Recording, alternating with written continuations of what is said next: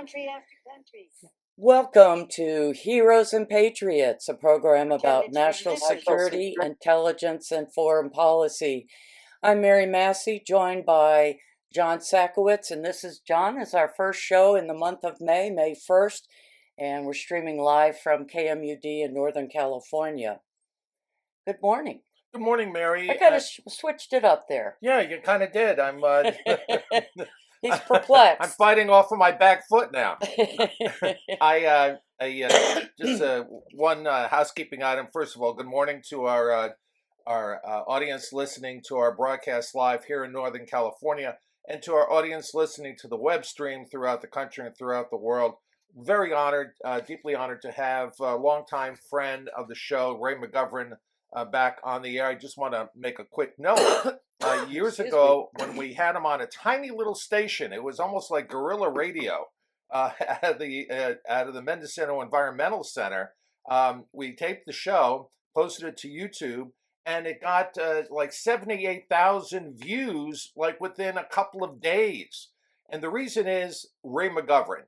It was also the subject material. We were talking about the Kennedy assassination, and we hope to revisit that subject with Ray today. Right. Another quick note is I want to mark the 50-year anniversary of the United States withdrawing from Vietnam and the Vietnam War 50 years ago. My heart goes out to all of us veterans out there, and I've been involved in the search for a missing in action. His case is still unresolved. His name is Samuel Joseph Paget. He died on his birthday, or he went missing on his birthday, April 10th, 1968, in a helicopter crash. His body was never recovered in the crash, although all the other KIAs were recovered in the crash. He was never found in any of the POW camps. He just simply went missing. He is honored on panel 49E, line 14 of the wall. We're involved in getting some answers about his disappearance. And again, my heart goes out to all veterans who fought in the war, useless war, left so many American dead, but left millions of Vietnamese dead, left millions of Vietnamese widows, left millions of Vietnamese orphans. It's just, it's the mortal sin of war at its worst. Vietnam was fought for no good reason.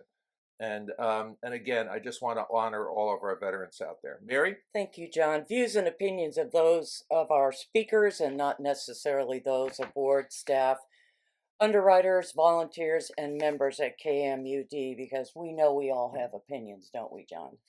Some of us more than others. Some of us more than others. Heroes and Patriots is archived right here at kmud.org in their archive section on YouTube and Facebook, and our program website, heroespatriots.org.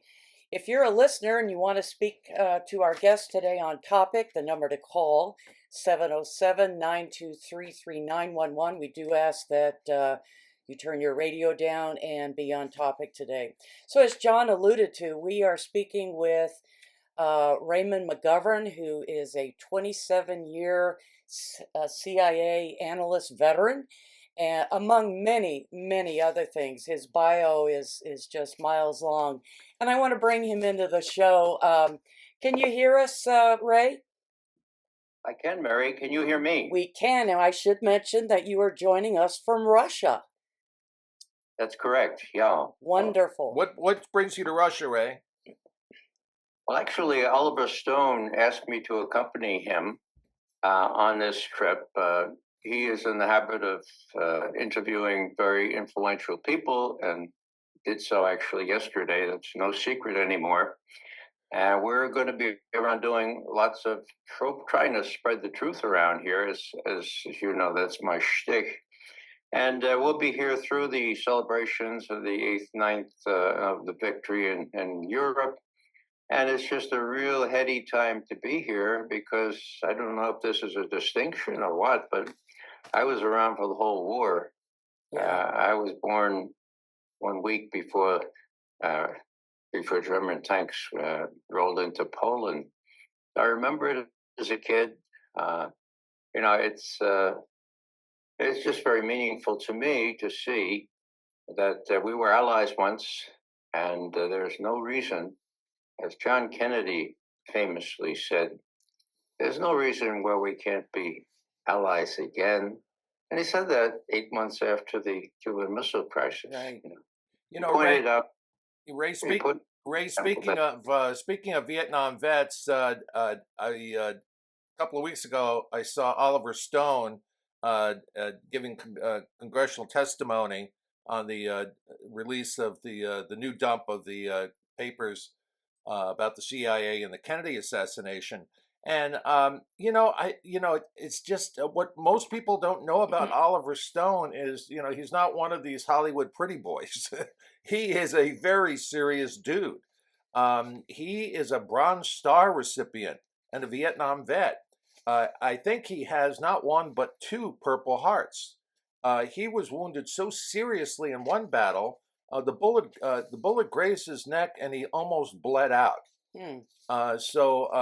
So our respect goes to Oliver Stone, and again, particularly on this tough week for a lot of vets, marking the end of the war and the withdrawal from a war that meant nothing and cost everything. So please give our respect, pass on our respect to Oliver Stone, please. Certainly will. It's been a pleasure to be in his company. He's bright as can be. And it's nice. I feel honored that he asked me to come along and has support and so forth. Yes. Go ahead. Yeah.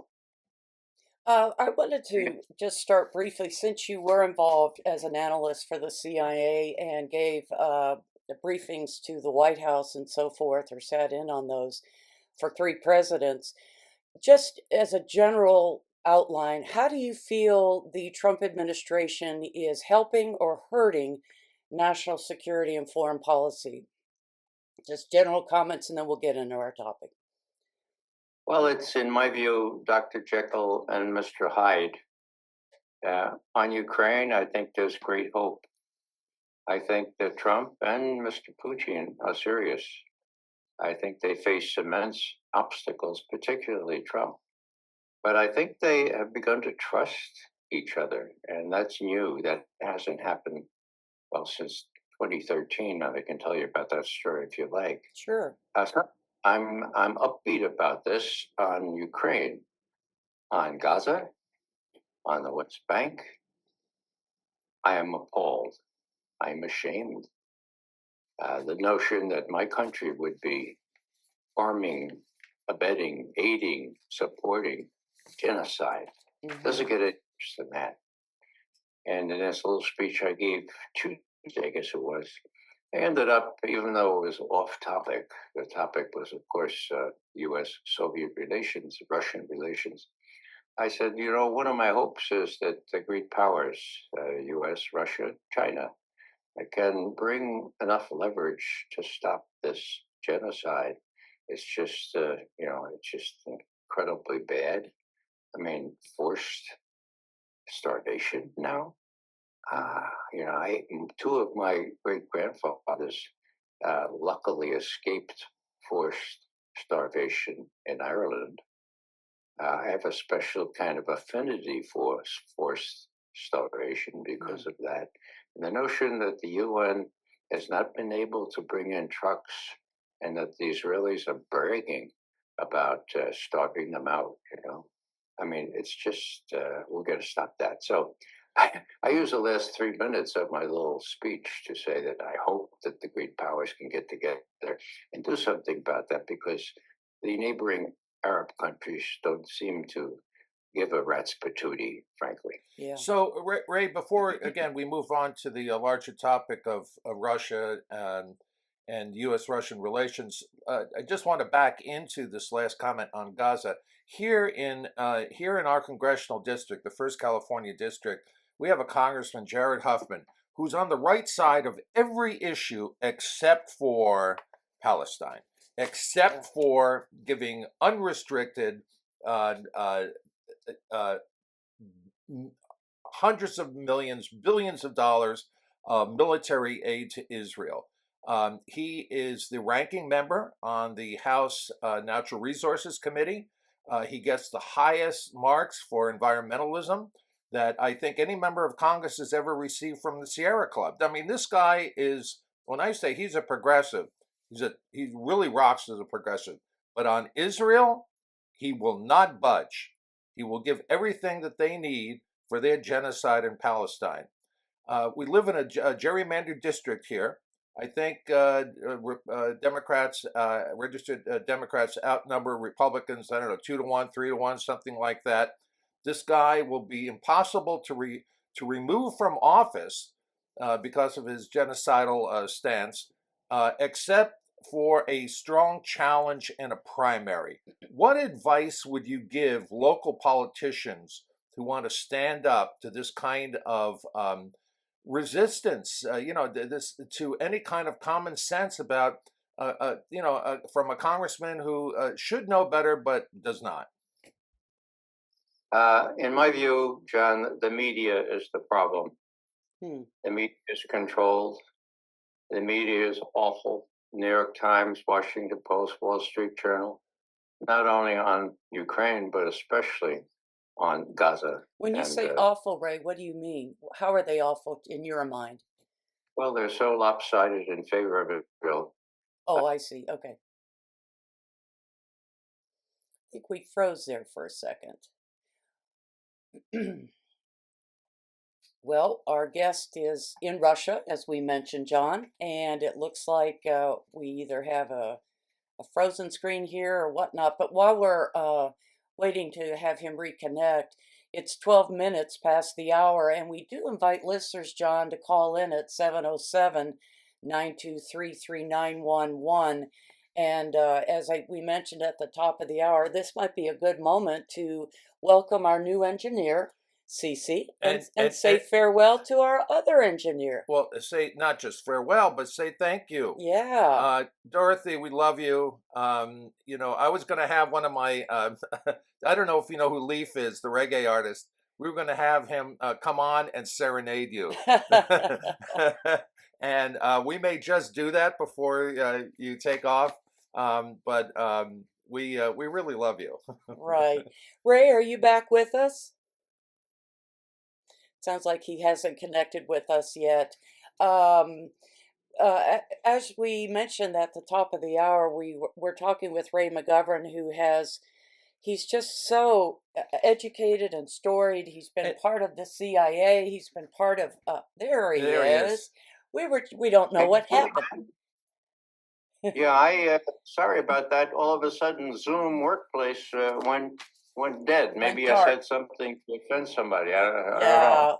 Well, we wonder about those kinds of things. It periodically happens to us. We get cut off.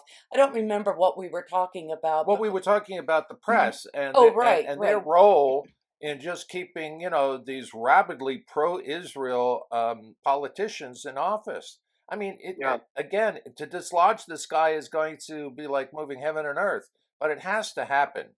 He's been in office, for 12, 14 years, something like that. And, once we were friends, he recommended both of my sons. He gave the congressional nomination to both my sons for U.S. military academies. We're talking about Huffman. Yeah. Jared Huffman. But, when it comes to Israel, he is unapologetic. I mean, he's not afraid to stand up with his views. He's hosted many town hall meetings on the subject. He doesn't care whether he's shouted down. He just doesn't care whether they throw rotten tomatoes at him. He is pro-Israel, and you better accept it. Yeah, I think, John, that's where you and Mary come in, and others like you. It's really just a case of ignorance. How are the American people going to really know? The people in your district, even, what's really there, unless they tune into people like yourselves. So our task is even more important than ever before. Yeah. And I have great faith in the decency of the American citizen. I think once they knew what was going on, they would oppose it. And the congressman would be encouraged to be more sane about this thing, to be more just. And so it's a problem, but it's not a new one. It's just that it's worse than ever before. I was around for the first Holocaust, I never thought I'd be around for one that my country has enabled, armed, supported, and funded. Right. So every time I speak, I mention Good, that. good, good. Sometimes Well, I feel we have an important resource here in Norman Solomon here in Northern California. He lives just south of us at Point Reyes Station. We actually set up a debate, an on-air debate between Norman Solomon and Jared Huffman. Huffman backed out. Huffman backed out. nice, yeah. Yeah. Wow. All right, let's move on, Ray. Let's, when you did our show a couple of years ago on the Kennedy assassination, again, the show went viral. Out of a little guerrilla radio station, we got 77,000 views in a matter of days on YouTube. This topic is of enormous interest.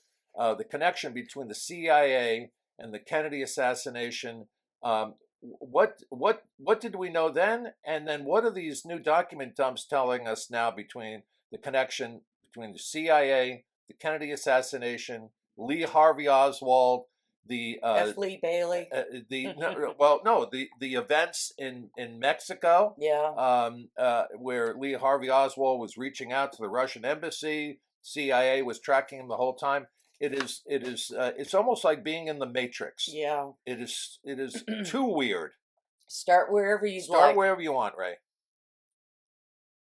Well, let me just tell you my opinion here. The notion that more data, that more information is needed, is mischievous. We know who did it. Jim Douglas published the book 14 years ago, JFK and the Unspeakable. I know Jim quite well. He's a really, really good researcher, and he's got no access to. He's a Catholic worker in Birmingham, of all places. Now, he's got another book coming. Now, Oliver Stone, of course, was the only one I know who was the subject of a unanimous decision by Congress way back decades ago to set up a commission to look into what happened to JFK. Now, that commission has been helpful, but if you look at the Warren Commission and you realize that Alan Dulles, the former head of the CIA, Right. who John Kennedy cashiered and said that he wanted to he wanted to destroy the CIA, scatter it to the four winds. Well, Dulles had a big grudge, and so did some of the military who thought that that JFK was giving the store away. After all, most people don't know this. JFK had signed 2 executive orders, right? One was to pull out 10,000 troops from Vietnam before the end of 1963. Right. The bulk of the rest of them by the end of 1965. So it was given Southeast Asia away to the communists and Indonesia. So you can see what the military was really hell bent out of shape. So there's ample evidence, and this latest film that Oliver did, revisited, it uses more evidence from the files that have been released. But it's very clear that it was the CIA that did it. It was very clear that they were aided and abetted by the people in the system there. I asked Jim Douglas, did he think that LBJ knew about it? Jim said, I can't prove that, but he certainly participated largely in the cover-up. So you have this heinous thing that changed history. JFK was on the brink of, out of the Cuban experience where he almost destroyed the whole world, on the brink of reaching out to Russia to have a decent relationship. Whoa, does that sound familiar? That's what Trump is trying to do now. Mm-hmm. And that's why we say he should be supported when we're talking about Ukraine, because he's in danger from these same folks, these same people who want to build arms, these same people who want to subvert the Russians because they're the Russians, and the Russians, we hate the Russians, Russia. So what I'm saying here is that the evidence is in. We don't need any more documents. I think Oliver would agree with that. It's just that is Congress going to do anything about it?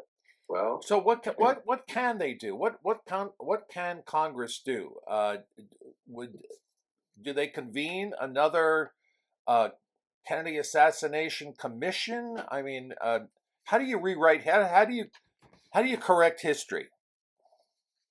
Well, actually, most people don't know the history, and what the latest congressional committee, which called the hearings where Oliver and others testified, they have the risk, or they have the possibility of looking into this and exposing the whole thing. Hmm. Now, the movie already did that, Right. decades ago. Now, the people that don't want this to be exposed are still very powerful. They're the same people that don't want peace in Ukraine, and they're the same people that tried to do Mr. Trump in and not let him be elected in 2016, and then tried to destroy him in the 4 years after that. Now, please, I hear my wife calling me in my brain here. Please tell him what you think of Trump.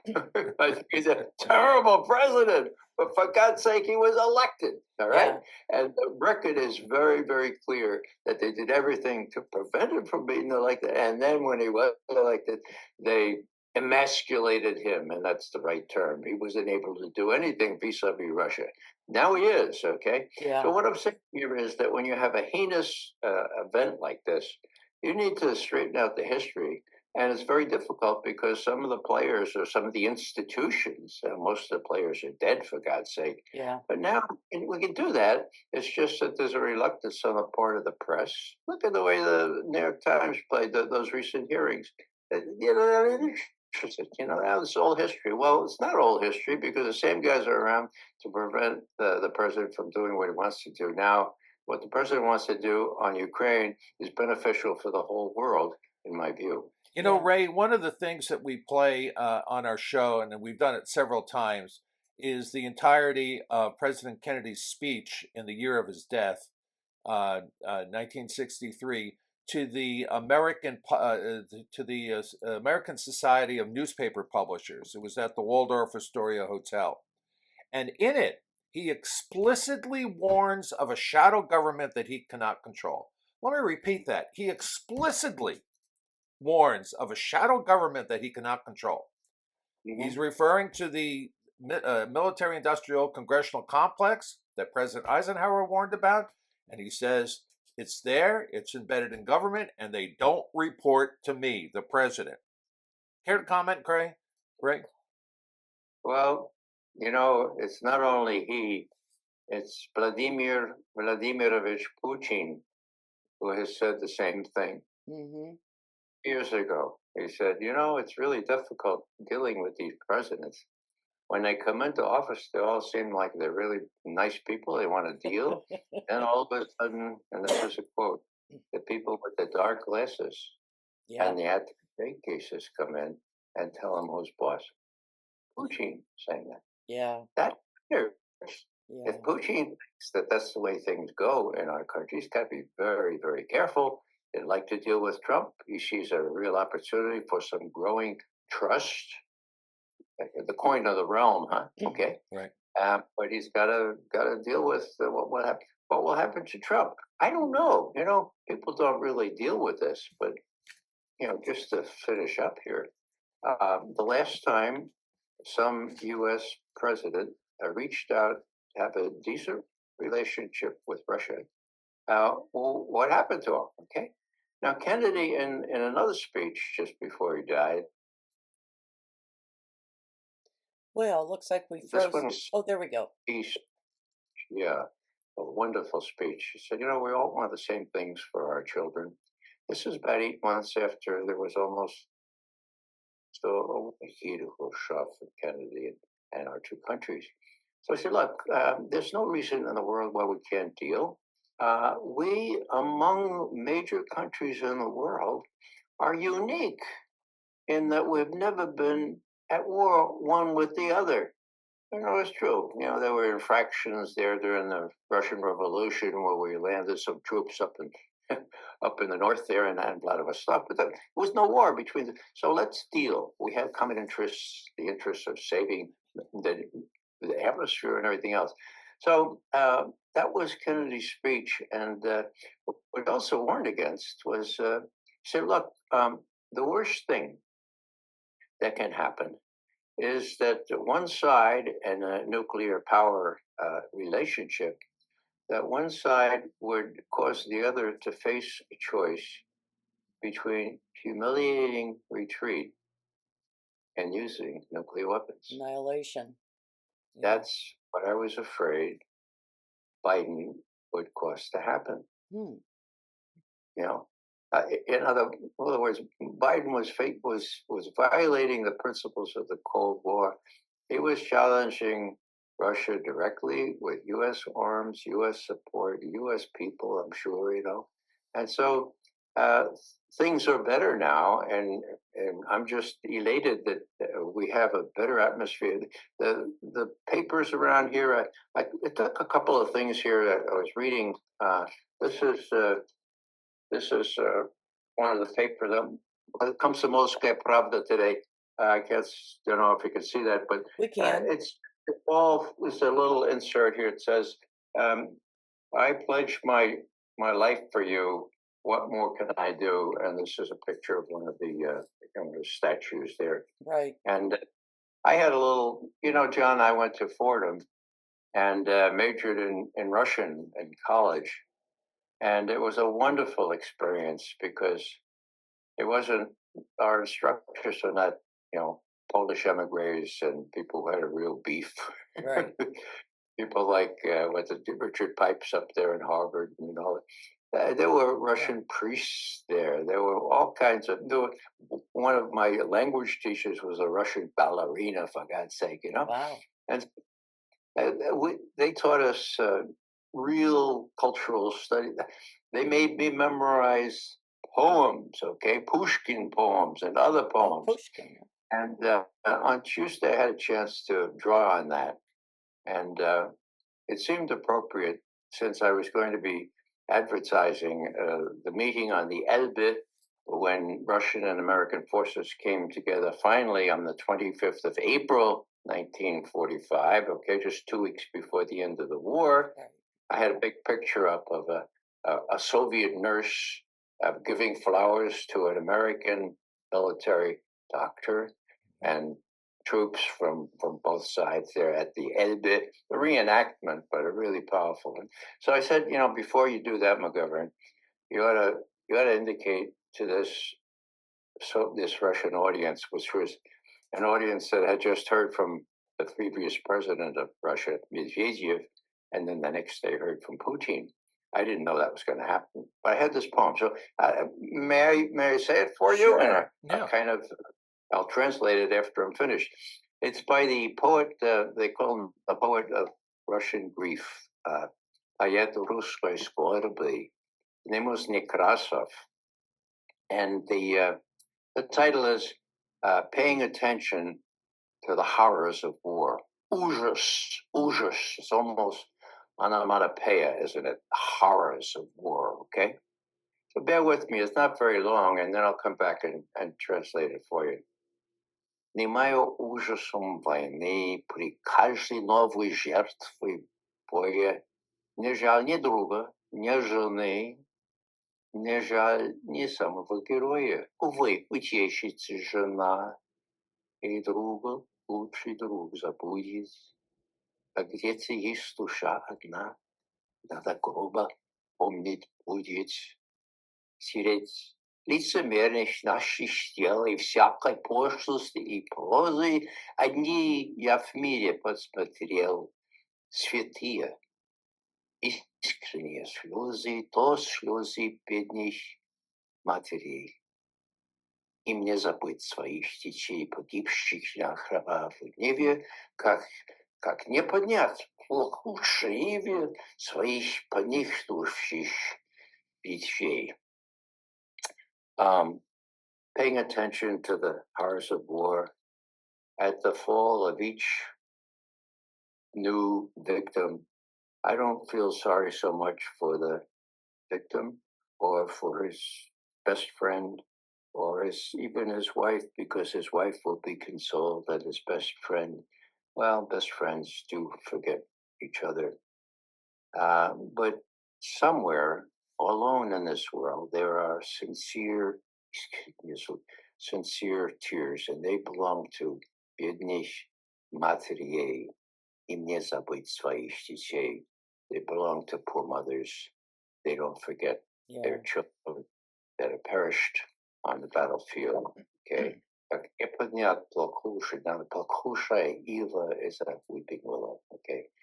So the metaphor is just as a weeping willow can never straighten out its branches.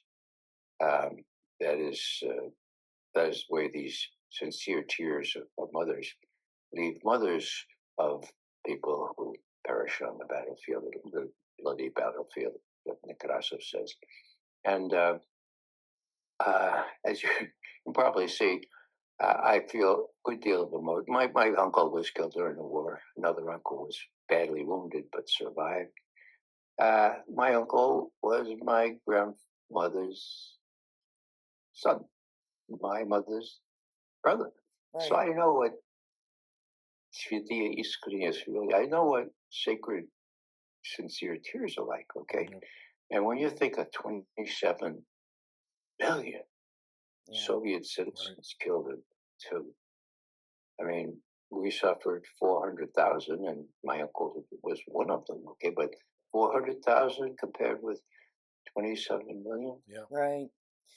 And one of the things that John Kennedy said in that peace speech was that the destruction that the Soviet Union suffered, its industrial capacity, was comparable to if everything east of Chicago was laid waste. Okay, give you an idea. So Kennedy was acknowledging Soviet losses. He actually said that more than 20 million. Well, we now know it was 27. But Khrushchev immediately published that thing, put it in Pravda Izvestia, and it looked really like things were going to be able to be repaired. And then, of course, we had the killing of Kennedy. Now, I don't rule out the killing of Trump. I'll say that again. I don't rule that out at all. Yeah. And I think that if I were, I used to brief presidents with the president's daily brief.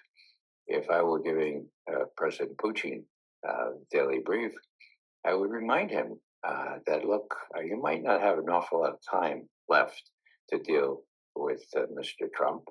He's vulnerable. They tried to get him twice already, in my view. They just missed once. So, if he's willing to deal, and you can show some flexibility, which I believe Putin has already shown, a deal is in the offing. And these people like Mike Waltz, I understand from the latest report, may be on his way out. On his way out. Yeah, I saw that. Hey, it's 33 minutes past the hour, Ray, and we do have a phone call for you if they're still listening. We are opening up the phone lines to 707-923-3911. Caller, if you're still with us, would you go ahead with your question? Good morning, heroes and patriots, and to your guests. Brothers and sisters, rise up. It is May Day. It is time for us to unite as workers and throw off our oppressors. More on point, I'd like to address your guest comments about Herr Drumpf in reference to Michael Pollitz's research proving that Donald J. Drumpf stole the election from Kamala Harris by over 3 million votes, including the actions in Georgia where one person was successful in challenging 36,000 votes, flipping Cobb County, and of course these were brown and black votes. And I'd like to move to the point of, again, you're elevating Herr Drumpf and the fact that we are now seeing a potential of a nuclear calamity between Pakistan and India, that Iran is being horrifically pressured by this administration while just inking a $4 billion oil deal with Russia. Does that protect them? Is that why that happened? And then lastly, I would like to point out that war is always unhealthy and the victims aren't always soldiers. There's rape and there's destruction of schools, hospitals, and infrastructure. And that is a crime against humanity that no one should have to face. Lastly, where and why is there never a correlation between the assassination of Robert Kennedy Jr. by a person exposed to MK Ultra, Sirhan Sirhan, that's never been fully brought fully to light? Thank you for your time. Thank you for the broadcast, Mary and John. And may we all see a more peaceful, prosperous future for each and every human being, as well as our environment. Thank you, caller. Lots to unpack there, Ray. Where would you like to start? Well, I'll start with the last thing about Robert Kennedy. Stay tuned, folks. James Douglas, who wrote the best book on JFK and the unspeakable 14 years ago, has written a new book. It's coming out in October. Okay. And it will the assassinations not only of JFK, but Bobby and Malcolm X, right, and Martin Luther King. All four. There are common threads in there. It does not speak well for what we call the deep state. Okay, so that will address that. Now, with respect to Iran, the danger there is that Netanyahu will do something to try to mousetrap us into war with Iran. The good news there is that the intelligence community, and this is worth stressing, that the intelligence community decided back in November of 2007 that Iran stopped working on a nuclear weapon at the end of 2003, right, and has not started working on a nuclear weapon yet. That was unanimous and expressed with high confidence. That judgment has been reasserted every year since, including 3 weeks ago by the threat assessment by the Director of National Intelligence. So if the Israelis want to say that they're going to stop Iran from making a nuclear weapon, what's going to be really, really kind of a little embarrassing. This happened before. In 2007, this estimate, this national intelligence estimate, played a huge role in preventing Bush and Cheney from going out of office the next year, having started a war with Iran, my God's sake. Now, Iran is not Iraq, for God's sake. Iran, you don't want to start a war with Iran. So what I'm saying is this happened before. Last time, the intelligence community was right and had the guts to tell the truth. This time, too, they have the guts to tell the truth. So every time you get a U.S. figure, however high or senior, or Israeli figure say, "We got to stop. You got to stop Iran from getting a nuclear weapon." Well, okay, folks, you're pushing an open door. Okay, you're pushing an open door. So that's Iran. Now, the business about what? Everybody's entitled to their own. Everybody's entitled to their own opinion, right? Right. But not everybody is entitled to their own facts. I don't know any fact that Trump saw the election from Kamala. So, but I'm not an expert in that. Would be. You're saying you don't agree with that. Well, it's not that I agree or disagree. I'm a person that is schooled on watching evidence, and I don't see any evidence. You don't see any evidence. So, yeah. Yeah, that's the first I'd heard of that. So the call lines are open, 707-923-3911. It is 39 minutes past the hour, and this is Heroes and Patriots, if you've just joined KMUD. I'm Mary Massey with John SAKOWICZ. We are speaking today with former CIA analyst Ray McGovern, and we're talking about many things. I want to circle back to the Kennedy assassination again, and my understanding is that there were back channels between John Kennedy and Khrushchev trying to disarm and shut down the nuclear program. Is that true? And is that why there was the motivation to remove him, to kill him? Yes and yes. Okay. He was not only dealing with the Russians, he was dealing with Fidel Castro through a intermediary. Now, there were people that thought that was terrible. I mean, you have to put yourself back in that atmosphere where dealing with Castro, my God, he's a communist and he's right offshore. And, there was this, well, this was McCarthy sort of thing. Yeah. And I remember as a young boy, McCarthy being debated in my living room. But Cardinal Spellman says that McCarthy's a Catholic and he must be good. There's this crazy stuff going on. And so, it's back now. And when Oliver and I get home, I imagine that we'll be characterized as being in Putin's pocket, whatever that means, But it doesn't matter, Oliver and I tell the truth. I mean, we have facts, okay? Not alternative facts, like what was her name? That person worked for Trump in the first. Anyhow, she talked about alternative facts. There are facts and there are facts. Just the facts, ma'am. Okay. Yeah. Now, if Putin says something and he says something that agrees with the facts, it's not being in Putin's pocket to say, yeah, Putin is telling the truth, and the U.S. is not telling the truth, and particularly the U.S. media. And the Russians, the reason that it's such a big deal now that Putin himself is talking about growing trust. He said in one paragraph there about a month ago, "По-моему, in my opinion, Trump is sincere, and there's a growing trust." He's going way out of a limb because there's been a whole series of betrayals that the Russians and Lavrov, the foreign minister, often adduce, okay? Starting with Jimmy Baker, the nice little lawyer from Texas who worked for the first President Bush, and he said, "No, Gorbachev and Shevardnadze, how would this be? We'd like to have a reunited Germany." Mm-hmm.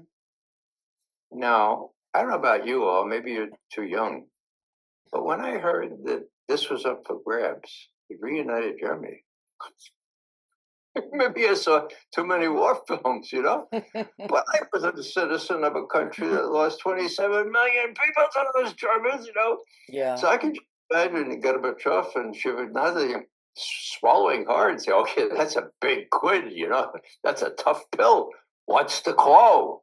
Yeah. And the quo, of course, "Well, now, how would this be?" says Jimmy Baker. "Oh, yeah, how about this be? We will promise not to move NATO 1 inch to the east of East Germany." Now, they went home, thought about that, came back and bought that. It was not written down, okay? And I had a chance to ask a fellow named Uvaldin, who was with Gorbachev for those talks. I said, "Why didn't you write that down?" And he said, "Well, I'll give you the two normal reasons we give. The Germans hadn't bought into it yet. I mean, that'd be nice to have them buy into it before you decide what happens to Germany. And the Warsaw Pact still existed. I mean, for God's sake, it was just premature." But then he looked at me and said, "But Mr. McGovern, the real reason is that we trusted you." I said to myself, "Oh, damn, okay."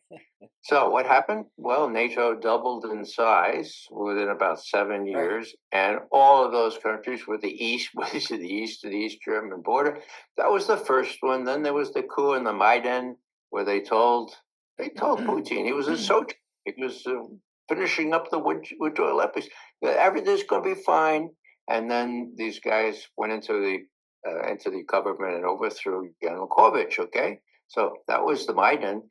Then there was the Minsk Accords, which the people who were to guarantee it, the Germans and the French, they diddled for 7 years. Okay, this was to have a ceasefire along the lines of Donetsk, Lugansk, and stop the killing. And it didn't work, and we know why now, because both Merkel, the Chancellor of Germany at the time, and Hollande, who was the head of France, have admitted, that was just to give us time to build up the Ukrainian army so that they could, deal with this stuff. And so it was just kind of a trick. Huh? And then, of course, the last betrayal is when the war started, when in February of 2022 now, 22, yeah. Russians went into Ukraine. They went in there to scare the hell out of Zelensky. Did they succeed? No. Yeah, they did, Did actually. they? Yeah. Zelensky got in touch with them right away and said, look, we'd like to negotiate this thing. And I'm going to send my best friend, the head of my parliamentary faction in the Rada, to first it was Belarus, and then they ended up in Istanbul. And they came to an agreement. No Ukraine in NATO, no Russia in Ukraine. Crimea will leave for later, okay? We'll have we'll have a limit on the arms here, and we'll have a ceasefire. What happened? Well, Boris Johnson came in on behalf of the United States. Says, no, don't do that. We're going to support you. We don't want. We want this thing to go on. If you sign this thing, we won't support you. But if you don't sign this thing, well, we'll support you for as long as it takes. Right now, how do I know that? Because the Ukrainian negotiators, Zelensky's best friend and head of his faction, has reported that, said that, and on video said that in the papers about 2 years ago. So it's not a secret that these things were seen as betrayals by the Russians. And if I were just to say, well, do I think they're betrayals? Of course they're betrayals, okay? So that's why it's so crucial now, when despite all that, they got a new president and they think they can deal with, my God, I hope that they take advantage of this, and I hope that Trump stays around long enough to do a deal on Ukraine. Again, Gaza always has to be mentioned here. Ray, we have to make sure that we can cooperate in putting an end to that genocide. Ray, we have another caller, and then we have, we're getting a flood of emails on our site here, but we have an email from a retired, actually you probably know the guy, pretty high-ranking retired guy in the CIA, asking about Robert Kennedy's murder, the connection to Robert Matthew, and a guy by the name of Thane Eugene Caesar, who worked for Howard Hughes and the CIA, who almost certainly was the assassin who killed Robert F. Kennedy. Let's take that call first. Let's take the call first. Revisit that. And then we'll get to the email. Yeah, well, I don't know all the details. What I do know is that Bobby was not shot from the front; he was shot from the back. Correct. Okay? Yeah. And I know that the LAPD was pretty much staffed by retired security officers from the CIA. Right. Right. Okay. Yeah. Okay. And there were all kinds of other anomalies there. So, it's very clear what happened. And so your caller is right on the money. I can't name names, but that much is clear. I think that's enough to persuade me what happened. Caller, can you hear us? And go ahead with your question for Ray McGovern. Good morning. Magnificent reading, Russian reading. It was a delicacy. It was delish. I didn't understand one word, but my whole entire being just loved it. My question is, in Catholic school, Catholic education, which is really non-aggressive, about non-aggressiveness, they do have the viewpoint that a defense is okay if you're being attacked. So that's the defense that the people are saying, that, well, Israel has a right to defend itself. And I want to know what you think about this. Thank you. Thank you, caller. Well, Israel has a right to defend itself. It does not have a right to occupy Palestine. Now, it was a terrible mistake what was made back in 1948. I was alive then. I was living in New York. There were monster parades. There was great celebrations. The Israelis, the persecuted Israelis, finally have a place. They have a place with no people in it, and they're going to people it, right? A big lie. What happened? 750,000 Palestinians were driven out of their homes. Okay, half ended up in Gaza, and they've been living in squalor. I've been there, done that. I've been there several times. Okay, and so they have no right to do that. They may have a right to live in peace, but not to what they're doing. So, as far as Catholic positions on the war, I'm a devotee, or actually a student of Daniel Berrigan. He was a pacifist, and he used to say that this just war theory is an oxymoron. Okay, war is always bad. Killing is never allowed. Okay, now that's a maximalist position, but if we came at that from that kind of position, lots would happen. My theology, and that's why I couldn't abide this new president that we have now, comes from a Jesuit who served in Salvador. Before he went over, he said, "People ask me what my faith is, and this is what it is. It all depends on who you think God is and how God feels when little people get pushed around." The more erudite people call it the preferential option for the poor. Right. After John the 23rd appointed some decent bishops in this country, right, there was a letter in the mid-70s which said a preferential option for the poor in the U.S. economy. We're going to tell you what it is. Preferential option for poor. It's this, okay? No one is entitled to accumulate still more wealth that he or she doesn't need when other people lack the bare necessities of life. Right. Yeah. Excellent. That, I think, is Jesus of Nazareth. What happened? The rich Catholics got really, really ticked off about it, and collection plates stopped if it was preached from the pulpit. Yeah. And so most of the pastors said, "Well, we got to keep the upkeep of this church." And so, Jesus didn't say anything about building churches for God. He did say about preferred. Yeah, John, you have a final question? Well, yes. I just wanted to make a quick note before I ask the questions. I don't know if you knew I lived at the Jonah House for a while, Ray. When I dropped out of Johns Hopkins after my first week in 1970, and when I came back in 1973, I lived at the Jonah House. The house has since been moved from Mount Royal Avenue to a house that's actually on a Catholic cemetery in Baltimore. So the physical location has changed.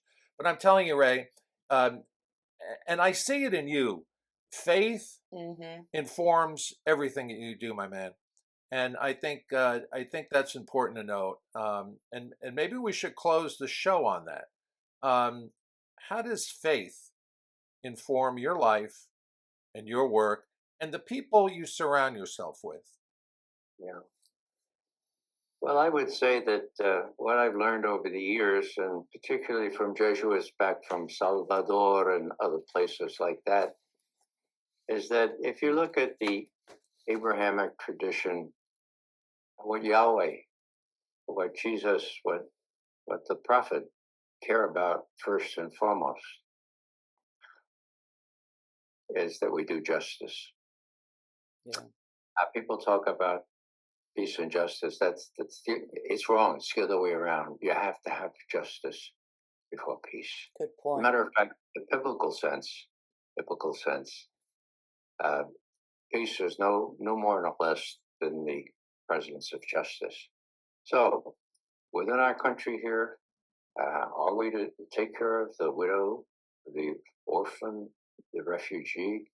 Well, my God, sure we should. Should we send them off to various? What happened to us when my grandparents came in?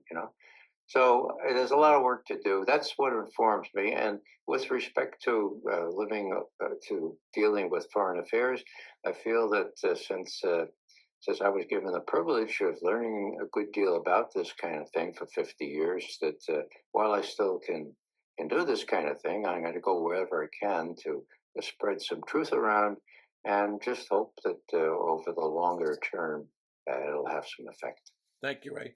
Final question. We 2 get minutes. we get this show in the hands of key members of Congress. We're also going to send this show to the White House. You mentioned something very intriguing, that the president should be watching his six. That even though you have some issues with the Trump presidency, the fact that he's working on issues of peace in Ukraine with Putin really puts his life at real risk of assassination.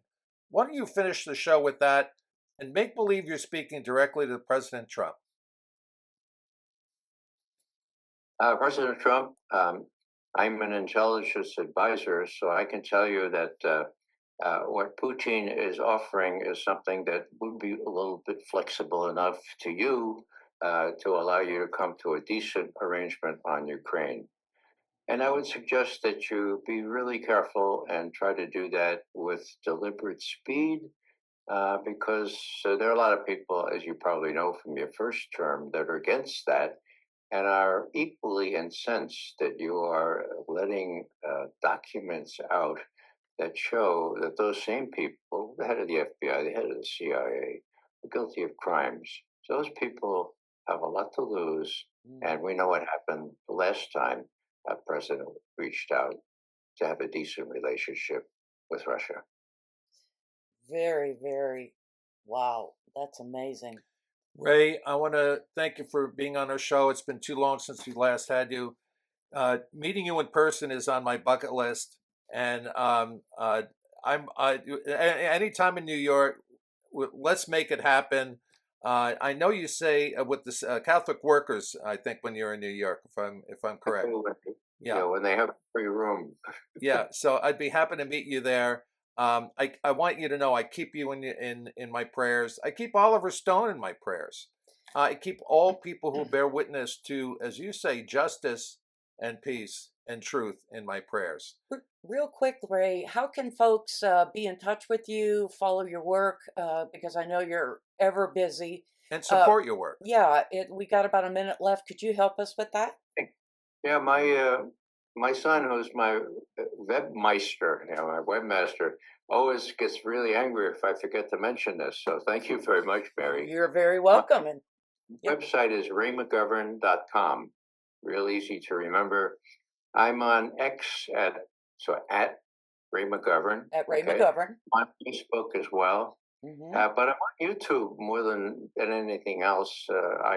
I'm on with Judge Napolitano, right? Judge Freedom, Mondays at 10 o'clock in the morning, and then Fridays at 4 o'clock for our intelligence roundup. So, yeah, you catch me on a lot of YouTube stations and with my website. And I have a thing about Daniel Berrigan right at the top of the list on my website today, where I talk about his funeral.